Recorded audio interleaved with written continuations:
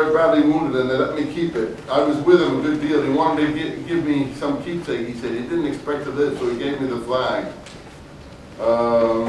Anyway, these are little snippets. So you see, this man is really in the midst of it and observing it every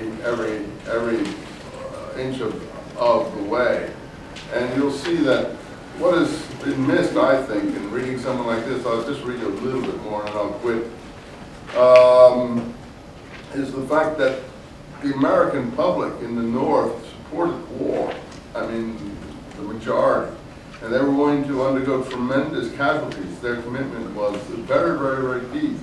And all you do in Hollywood for the last 50 years is get glorification of the South. Now, of course, many of us come from Southern roots, but you have to, I think Grant said he never saw so many noble men fight for such an ignoble cause. And I think that was an accurate statement that he made, regardless of this idolatry of Jackson and Lee and all these other people for their dashing ability and all this.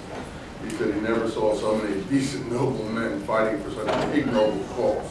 And I think that is certainly an accurate statement, and regardless of their attractiveness. But Hollywood has built an image of the Civil War like this romantic South and so on, and made the North look like a bunch of like an army of bugs or ants who were sort of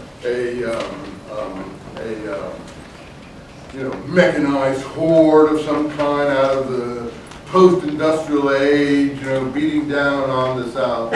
I don't think that's the truth at all. And I think that's when you read people like Whitman, you get that there was sterner stuff underneath it, much sterner stuff. And I think when you read someone like Whitman, you see the real, I don't like to say North, the real spirit of what made this country something, the real grit, and willing to see something through to the end. Something that is in no evidence at the moment, as far as I can see, which is very, whatever your criticisms of a given thing are, people carrying it out are for the most part, people get rich, they get rich in every war. There's never been a time when people didn't get rich in wars. But for the most part, they are being guided by what they consider to be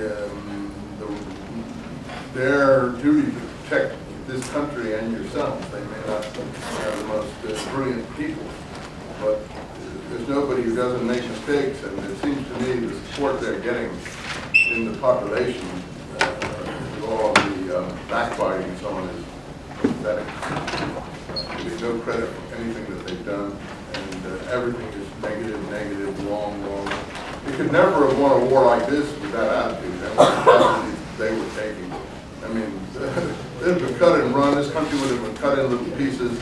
You would never have had the United States what we see before us now with the attitude that you see among the population at the present. I don't care what ethnic background you are, whether you think you belong or you don't belong. The point is that I think why we say it in this class, because we're reading this at the moment, but the more people realize what it takes to measure up to the responsibility necessary, same in the Revolutionary War, the more maybe they'll communicate to their neighbors to cool it a bit and have a bit of respect and backbone in the face of adversity. And the more people who are willing to do that on a person-to-person level, the more things might be happier circumstances.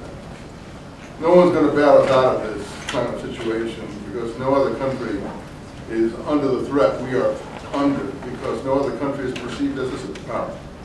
Why would anyone want to put an atom bomb in Bulgaria? It already is a disaster zone. Why would anyone, particularly unless they were allied with the United States, want to bother blowing up Florence? There is no need. The same goes for Paris, since Paris does everything that the people who are involved in this kind of activity who want Paris to do. So America's the only country people are focused on. No one's going to bother about Russia except the Chechens, because Russia's a country in free fall, And the Chechens just happen to be an area that are interested in independence. But people are focused on this country. Jealousy is extremely strong.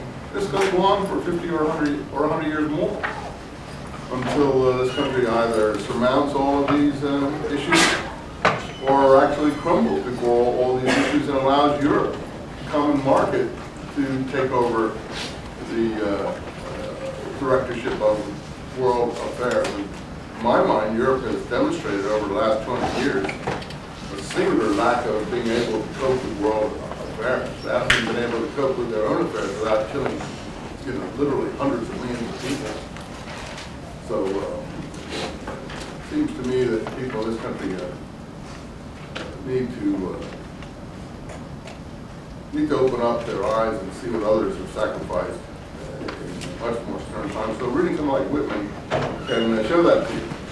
Here's another little snippet. Every now and then in hospital or camp, there are beings I meet, specimens of unworldliness, disinterestedness, animal purity, heroism. Perhaps some unconscious Indianian, or from Ohio or Tennessee, on whose birth the calmness of heaven seems to have descended.